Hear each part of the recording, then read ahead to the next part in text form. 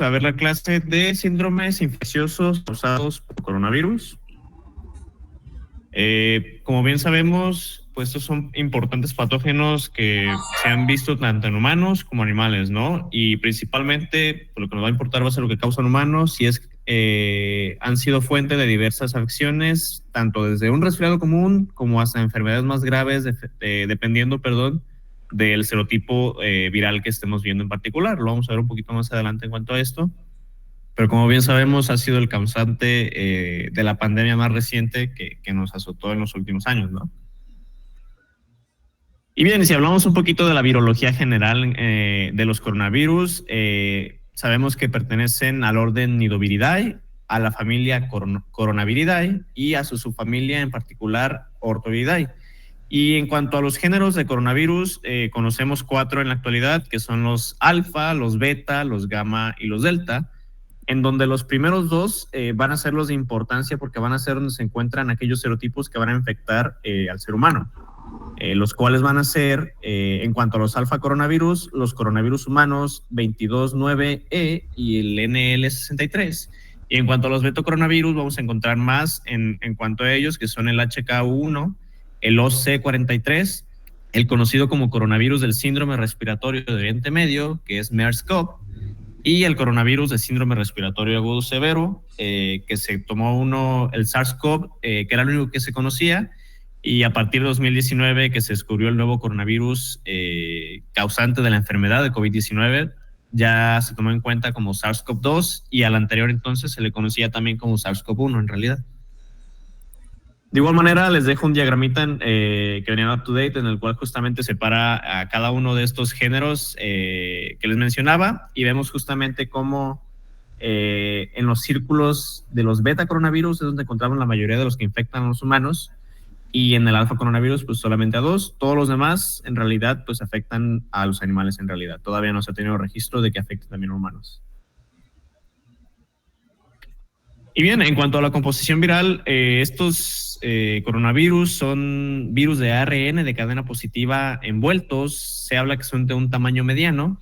Y bueno, justamente vamos a ver que hay una proteína en especial que al momento de que se ven en micrografías digitales les dan como esta característica de corona o de forma de corona, que es justamente lo que les da un poquito su nombre.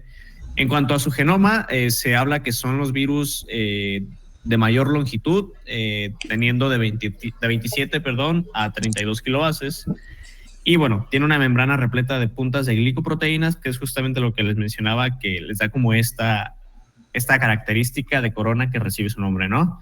En cuanto a su replicación, esto ocurre en el citoplasma del huésped, en donde la ARN polimerasa se va a unir a la secuencia líder y esta se va a separar y se vuelve a unir en diferentes ubicaciones, así creando ya diferentes conjuntos de ARN mensajero con extremos 3', que ya son comunes y pues ya son prácticamente útiles para la producción de las proteínas.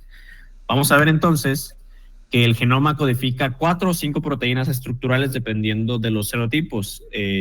Principalmente la mayoría van a ser 4, solamente va a haber 2 serotipos que llegan a producir la quinta. Vamos a tener entonces aquella proteína S o proteína spike, que vamos a ver, o ya lo hemos visto muy común también en aquel causante de COVID, el SARS-CoV-2, que es el que se encarga de la unión a receptor, ¿no? En este caso sería con la enzima convertidora de angiotensina. También se tiene la proteína M o de membrana, la cual pues principalmente también media la unión en un inicio del virus cuando está infectando al huésped. La proteína N o de nucleocápside, que es la que se encarga principalmente de la protección del genoma y está más asociado con él. La proteína E o de envoltura pequeña, en la cual no se tienen en realidad muchos datos en cuanto a su función específica, pero también mediaba una parte de la unión en algunos de los serotipos virales. Y la proteína He o hemaglutinina esterasa, que es la que no se encontraba en realidad en todos, pero también hay algunos serotipos en los que puede estar presente. Hablando ahora entonces como un poquito de lo importante de cada uno de estos serotipos, vamos a hablar primero de los coronavirus del resfriado común, que son todos aquellos que no son ni MERS ni SARS. En cuanto a su epidemiología, bueno, estos coronavirus de resfriado son omnipresentes, en donde quiera que se ha hecho investigaciones se han encontrado, y su estacionalidad va a depender primero o principalmente en conjunto con el clima, ¿no? Pero al igual como cualquier virus que se encuentra en el principalmente pues causantes de resfriado común, vamos a ver que es principalmente común en las etapas o en los climas invernales. Sabemos bien que esto no es tanto debido al frío, sino más bien al hacinamiento que propicia justamente este clima, que a final de cuentas en escuelas o medios que hay muchas personas juntas, pues va a ser como más común que se encuentre, que haya mayor transmisión, por lo que vamos a ver adelante, ¿no? A final de cuentas, las rutas que tienen de transmisión estos virus va a ser a través de contacto directo con secreciones y gotas de aerosol que transmiten las propias personas. Entonces vamos a ver justamente que por lo mismo de la hacinación o ese hacinamiento, perdón, que llega a haber, hay una tasa de infección secundaria de 7 a 12%. Una vez hay una persona que ya se infectó, va a su casa, está, digamos, siempre con su familia, va a ser bastante común que haya una infección secundaria a partir de ello. En cuanto a la inmunidad y reinfección, se habla que la inmunidad se desarrolla a los pocos días después de la infección, pero que pues pasando el tiempo esta comienza a disminuir. Entonces, por lo mismo de que disminuye, la reinfección también puede ser bastante común con estos virus que son vaya de resfriado común, como ya sabemos otros ejemplos que son los rinovirus o los virus de influenza en general. En cuanto a las manifestaciones clínicas, como les mencionaba, la relación o la similitud que tienen mucho con los rinovirus, básicamente causan resfriados muy similares en cuanto a los estudios que se han hecho. Entonces podríamos tener como un cuadro clínico muy, muy similar. Si nos vamos directamente a las infecciones del tracto respiratorio superior, no son tan comunes los coronavirus como causantes de resfriado común. Como les digo, los rinovirus pues, son los que se conocen como más comunes. Estos causan de 5 a 10%, pero también, al igual que con los anteriores, se ha encontrado que algunos causan derrames de oído medio o que pueden provocar una otitis media aguda, pero fuera de ello, en realidad, no llevan mayor complicación. En cuanto a las infecciones del tracto respiratorio inferior, quizá podrían ser las que se podrían complicar un poquito más, porque ya pudieran ser como copatógenos con alguna de las neumonías adquiridas en la comunidad, o que haya justamente alguna exacerbación debido a estos de ya enfermedades crónicas como lo es el EPOC o la bronquitis crónica. Y en cuanto al diagnóstico y tratamiento, en realidad hacer un diagnóstico tiene utilidad limitada debido a que no hay como un tratamiento específico para estos virus. Si se trata como un resfriado común, va a ser lo importante. Si llega a hacerse el diagnóstico, pues será a través de muestras nasofaringeas utilizando una PCR en tiempo real o la detección de antígenos por inmunofluorescencia. Pero en realidad, al final de cuentas, el tratamiento va a ser solamente de apoyo, tratando la sintomatología, ya que no se va a utilizar ningún antiviral, y recordemos que al ser viral, pues no hace falta utilizar ningún antibiótico. Y bueno, seguiríamos con los que causan a lo mejor un poquito más de enfermedades más graves. En este caso seríamos con el coronavirus del síndrome respiratorio de Oriente Medio, o también conocido como MERS-CoV. No sé si hasta aquí surge alguna duda, o si de repente voy muy rápido o algo, a veces no calculo eso. O no, si se me corta algo, me dicen con confianza. Está bien. Todo bien, todo bien. Va, gracias. Y bueno, en cuanto a la epidemiología que tenemos del MERS, bueno, este fue un virus que se detectó en el año 2012. También ya fue causante o se reconoció como un causante de diferentes brotes epidémicos en algunos lugares, en la cual principalmente aquellos, o la media de edad de aquellos que se contagiaban eran entre los 52 años, y la mayoría de los pacientes pues eran hombres, ¿no? Se han detectado pequeños brotes, pero pues bueno, el principal el principal origen que se tuvo fue en los países de la península arábiga. En específico, con mayor frecuencia se encontraron en Arabia Saudita. También hubo diferentes brotes a los alrededores, norte de África, Norteamérica, pero estos principalmente debido a que había personas que habían viajado ahí y se contagiaron justamente al hacer su viaje, o que haya habido alguna transmisión secundaria, ¿no? Que haya personas que hayan estado en contacto con aquellas personas que viajaron a dichos lugares. En cuanto a las fuentes y modos de transmisión, se han encontrado los dromedarios como el principal huésped animal, sí, los camellos. El caso más específico es justamente de una persona de Arabia Saudí, en el cual se detectó que tanto la persona como su camello tenían el mismo virus MERS. Entonces, esta persona estaba infectada y tenía una insuficiencia respiratoria grave, que era como lo más característico de aquellas personas que desarrollaban más síntomas, ¿no?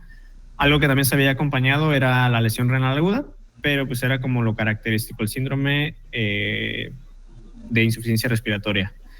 Aunque también en cuanto a los fuentes o modos de transmisión, se encontró también algunos restos de virus en los murciélagos de este tipo también MERS, en los cuales también pudieran haber sido probablemente las fuentes, pero en realidad los camellos fueron como los principales que sí se confirmaron totalmente bajo estudios.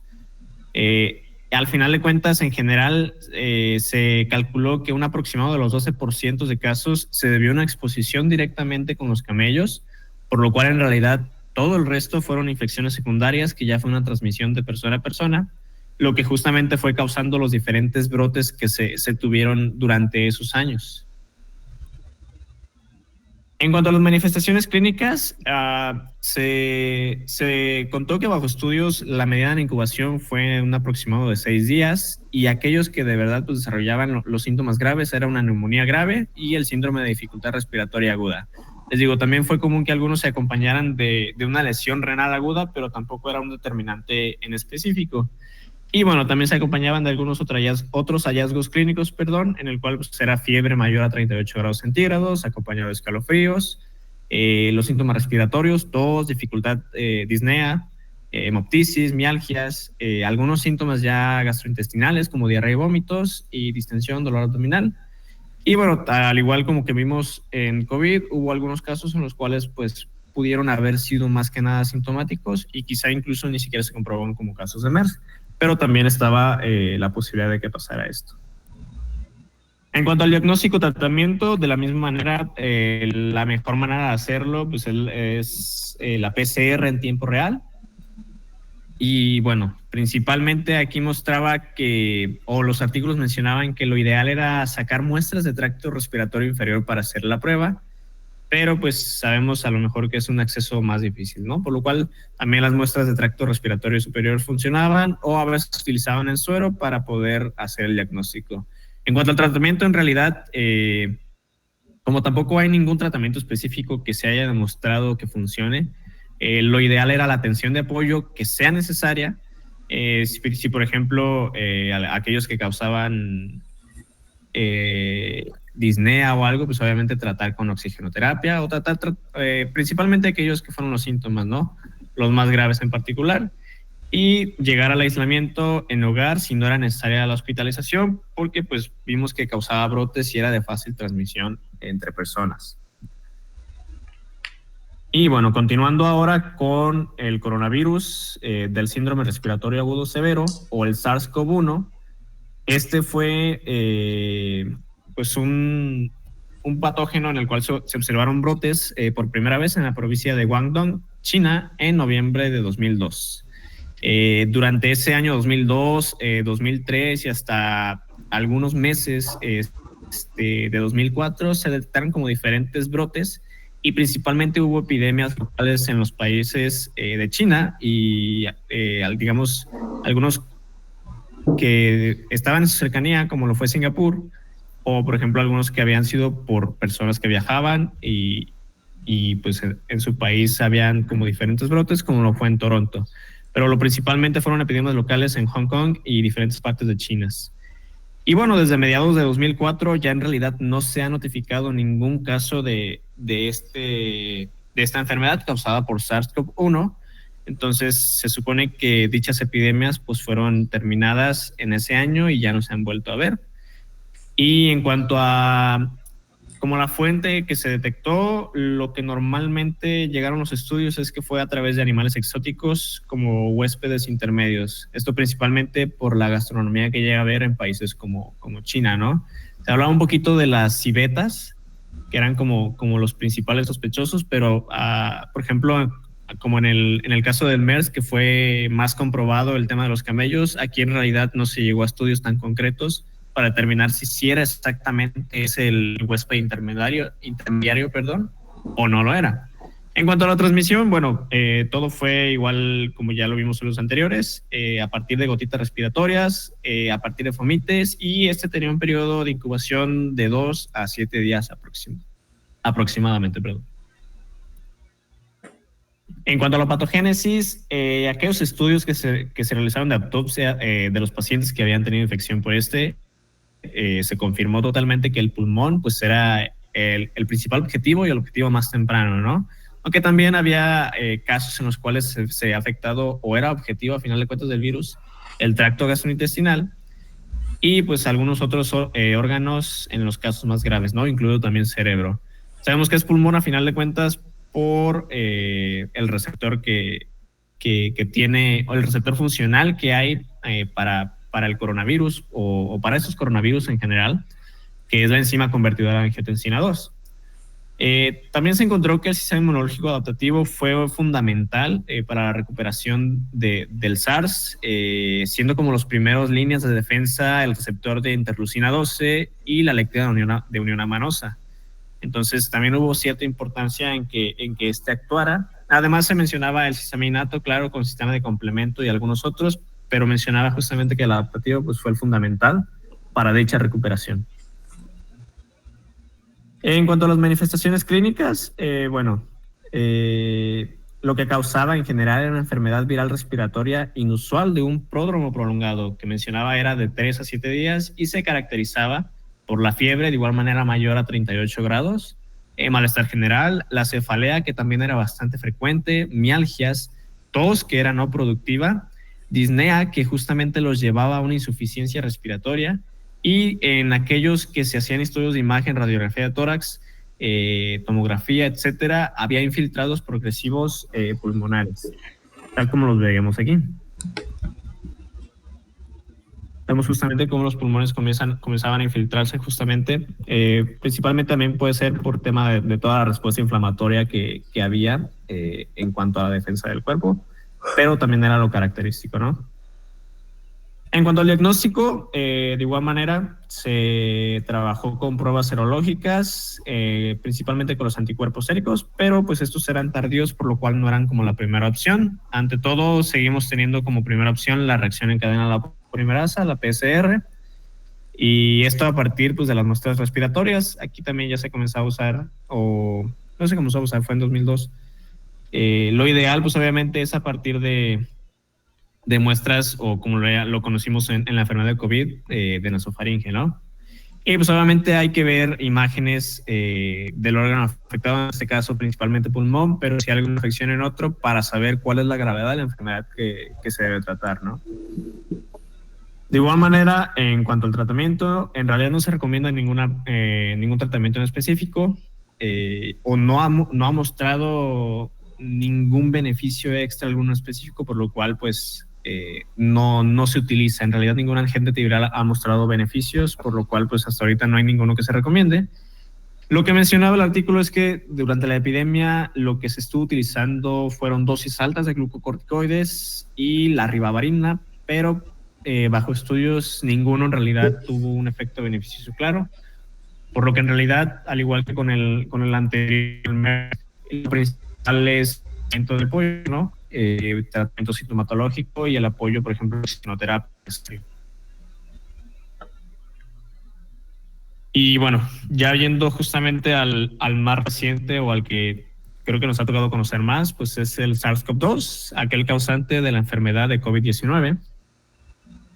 Que bueno, como les digo, pues ya estamos un poquito más familiarizados con este. Recordemos que a finales de 2019 se identificó este nuevo coronavirus en la ciudad de Wuhan, que justamente pues se empezaron a identificar casos de neumonía que se agravaban, y bueno, esto a final de cuentas provocó la epidemia que se propagó rápidamente en China y que conocemos después fue la causante de la pandemia mundial, que pues duró varios años, ¿no?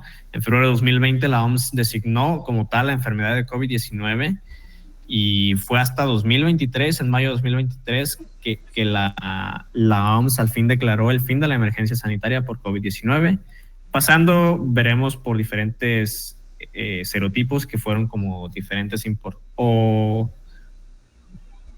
que básicamente nos hablaban de las mutaciones que tenían el virus y que por eso pues, se estuvo manteniendo bastante, ¿no? Durante varios años. Si hablamos como tal de la virología, como ya habíamos visto, pues es una RNA de cadena positivo envuelto, y justamente recalcando, el receptor del huésped pues es la enzima convertidora de angiotensina 2. Algunos otros estudios mencionaban que también era o funcionaba la serina proteasa celular TMPRSS2, pero en realidad la ECA2 fue como o ha sido como la principal receptor funcional para los coronavirus, y no fue la excepción tampoco en el causante de la enfermedad de COVID-19. Se tuvieron variantes preocupantes en los cuales pues encontrábamos justamente la Omicron, que fue de las más recientes, fue la más recientes, y sus diferentes sublinajes, porque era quizá la que evadió un poquito más la respuesta inflamatoria o la respuesta o la inmunidad que ya se había adquirido mediante vacunas o mediante propias infecciones, de las pacientes. Pero pues recordemos que hubo varias variantes, ¿no? Que fueron la alfa, la beta, la gamma y la delta. Y pues bueno, justamente entre las mutaciones del virus, estas lo ayudaban a que evadiera pues la respuesta inmunológica que a lo mejor ya se tenía, y al final de cuentas vimos que había cambios en la gravedad de la enfermedad que causaba cada uno de estos, pero justamente alargaban a veces más el tema de que hubiera habido nuevas y nuevas infecciones o incluso reinfecciones en aquellos que habían tenido alguna otra de las variantes. En cuanto a la epidemiología, bueno, sabemos que se reportaron casos en todos los continentes, de ello el nombre que haya recibido como pandemia. Y a nivel mundial, se han reportado más de 750 millones de casos. Probablemente haya aumentado un poquito más, pero fue lo más reciente, según yo, que en cuanto a la contagiados, ¿no? La transmisión, al igual que como lo veíamos en los anteriores serotipos, pues es por contacto directo a partir de partículas respiratorias y por la inhalación también de partículas que se mantenían en el aire. Por eso aquí lo importante de no estar en lugares cerrados, porque se mantenían justamente dichas partículas, o también todo lo que ayudó el uso del cubrebocas para justamente disminuir el riesgo de contagio que había dentro de dichos espacios, ¿no? En la eliminación viral mencionaba, y bueno, en cuanto al periodo de infecciosidad, las cepas o las variantes más contagiosas se tenían que más o menos el periodo de incubación era entre los 7 y 10 días. Pero en realidad lo importante aquí era que en aquella persona que hubiera estado en contacto con un paciente positivo a COVID, pues era si desarrollaba síntomas en los primeros 14 días aproximadamente. Se ha mostrado que hay detección prolongada del ARN viral. Una vez quizá ya no hay tanto riesgo de contagio y ya pasaron más de los 14 días, ya pasaron los síntomas y todo, pero también se ha encontrado que pues el ARN puede seguirse detectando al hacer un estudio normalmente PCR dentro de la persona. Y como les mencionaba, pues el periodo de incubación aproximado promedio se mantuvo en los 14 días en la mayoría de las variantes. Si nos vamos ahora a hablar de las manifestaciones clínicas, tenemos que pues hubo bastantes infecciones asintomáticas. Mencionaba que cerca del 33% de los pacientes que se infectaban por COVID no desarrollaron síntomas, y pues tenían, lo que podían llegar a tener eran algunas anomalías clínicas objetivas, que eran pues bastante simples de manejar, ¿no? Fiebre leve, los síntomas típicos como malestar general, quizá un poquito pues era principalmente mialgias, cefaleas, etcétera, ¿no? Y hubo algunos casos en los cuales se encontró opacidades típicas en vidrio esmerilado, pero al hacer estudios de imagen, pero que en realidad no presentaron ninguna sintomatología en los pacientes que así era. Ya cuando había diferentes factores que nos podían propiciar a que hubiera mayor severidad de infección sintomática, que los estuvimos yo creo que escuchando durante todo el tiempo de pandemia, que eran los principales que tenían que cuidar, aunque en realidad teníamos que cuidarlos todos, pero que eran como los más factibles a desarrollar una enfermedad grave, eran justamente los de edad avanzada. Recordemos que los adultos mayores pues fueron como un blanco importante de este virus. Aquellos que tenían comorbilidades, recordemos aquellos que tenían diabetes o alguna dislipidemia, pues también se veían como más afectados. Sedentarismo, que podría implicar un poquito lo mismo, por ejemplo, con obesidad. Anomalías de laboratorio, que ya principalmente los que tenían desde un inicio anomalías de laboratorio severas, eran los que podrían también desarrollar una enfermedad más grave. Que tuvieran factores virales o que tuvieran factores genéticos en menor ocasión, pero también se encontró como un factor predisponente para una enfermedad sintomática más severa, ¿no? Y bueno, como tal, las manifestaciones clínicas iniciales que se encontraban en aquellos sintomáticos, pues era la tos, perdón, había cefalea, había mialgias, también fueron frecuentes síntomas gastrointestinales como diarrea, el dolor de garganta que era también bastante común, al igual que lo vimos con síntomas de los sentidos como lo fue la anosmia y disgeusia. También hubo algunos hallazgos dermatológicos y también se encontró en algunos casos que había presencia de conjuntivitis en aquellos pacientes. De igual manera, pues aquí les dejo la tablita en la que mencionaba los síntomas que principalmente se podían observar en aquellos pacientes. Y bueno, recordemos que también hubo diferentes complicaciones o una evolución aguda que tenía esta enfermedad, ¿no? Siendo quizá el principal o el que se veía más comúnmente una insuficiencia respiratoria. Vimos que la mayoría de los pacientes que llevaban una enfermedad grave necesitaban un apoyo ventilatorio debido a esa insuficiencia que generaban, pero pues también principalmente en aquellos pacientes que estuvieron graves o que mantenían, fueron los que se exacerbaron más. Hubo complicaciones de otro tipo, como fueron cardíacas. Mencionaba principalmente que los que se veía más común pues eran arritmias. También hubo la presencia, lo vimos también, de una lesión miocárdica, aquellos que desarrollaron miocarditis por COVID justamente, al igual que enfermedades cardiovasculares. También las complicaciones tromboembólicas también fueron bastante comunes, como lo fue la trombosis venosa profunda o el embolismo pulmonar, que también se vieron bastante en aquellos pacientes que habían tenido una enfermedad grave de COVID en su momento. Complicaciones neurológicas, la encefalopatía fue también una complicación bastante marcada o bastante encontrada en aquellos pacientes graves. Complicaciones inflamatorias, hubo quienes después de pasar la enfermedad, sus citocinas inflamatorias seguían elevadísimas y esto causaba afectaciones todavía a los órganos pues a los demás órganos en realidad. También ya en menos cantidad, pero también lo hubo, fueron infecciones secundarias, siendo los principales patógenos que pudieran ser como coinfecciones junto con este virus, pues fueron la Klebsiella pneumoniae, el Streptococcus pneumoniae, neumococo, y también se hablaba del Staphylococcus aureus. Fueron como los principales causantes también de estas infecciones secundarias.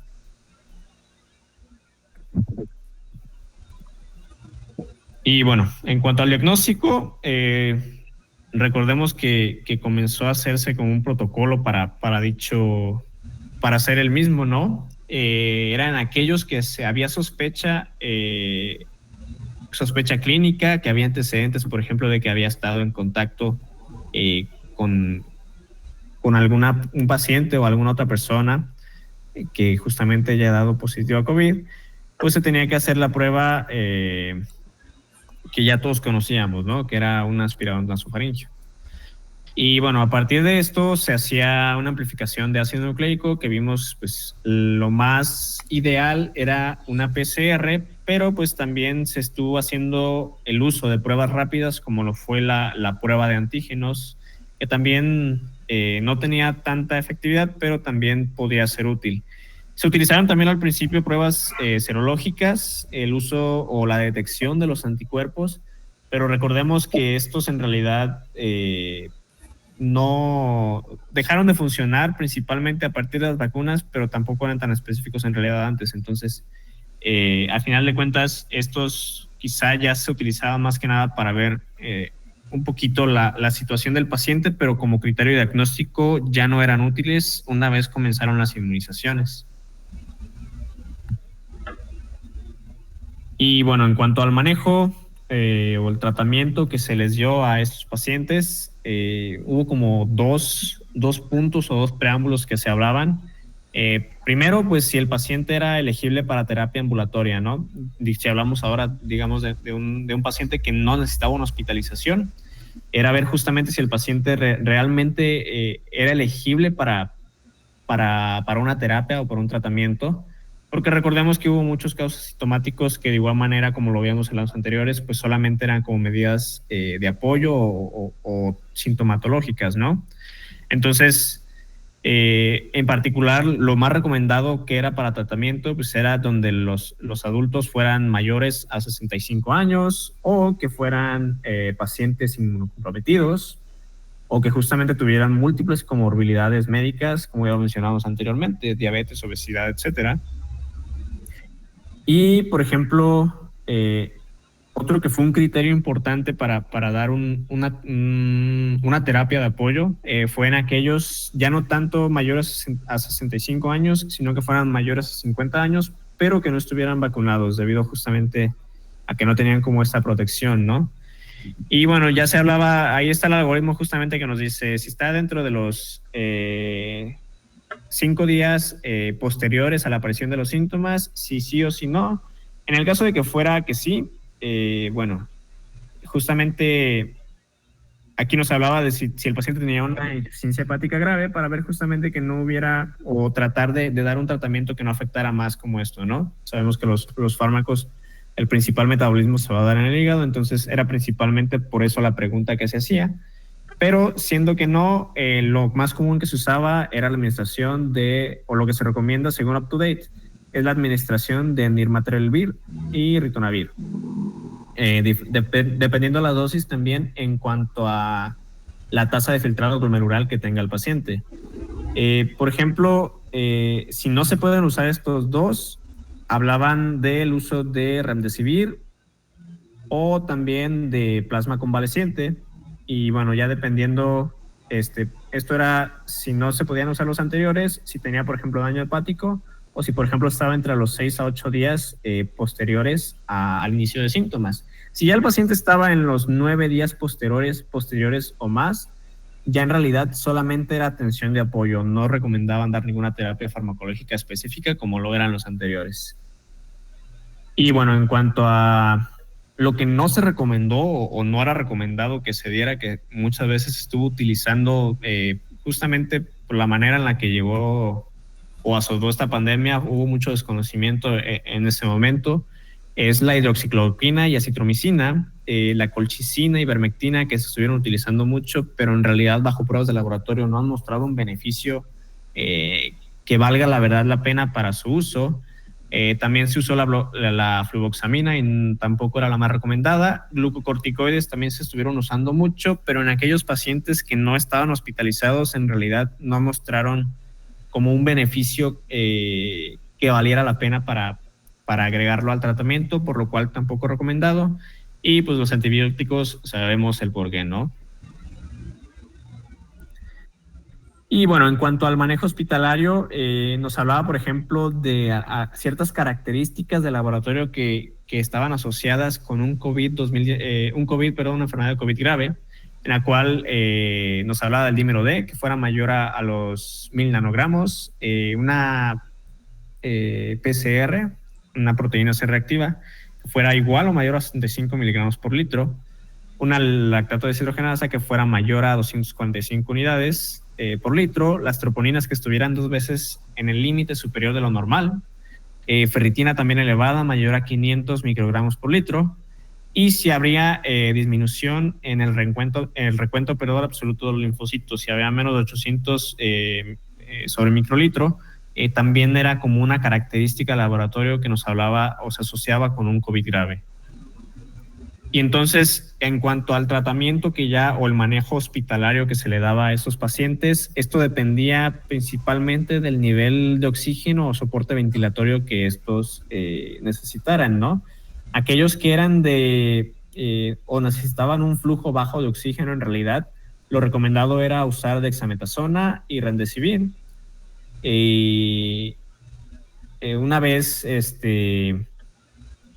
se avanzaba, digamos, con este tratamiento, pues se seguían checando como los marcadores inflamatorios y todo para ver si se tenía que agregar algún otro fármaco como lo era el tocilizumab o baricitinib, o si continuaba nada más con la terapia de oxígeno escalonada, ¿no? Tratando de volver a la saturación mayor a 90-92%.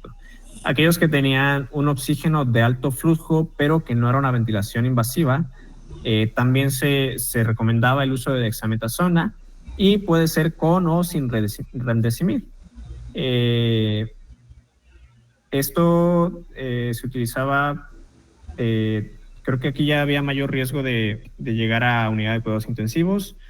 Entonces, esto era justamente dependiendo de la cantidad de horas, si se podía añadir el tocilizumab o el baricitinib. Y bueno, en aquellos que ya era ya una ventilación mecánica, ya una ventilación invasiva, si no mejoraba en los 24 a 48 horas posteriores, ya también se tenía que añadir el tocilizumab o baricitinib. Pero justamente vimos que lo principal que se estuvo manejando aquí pues fue dependiendo de la oxigenación que dichos pacientes requirieran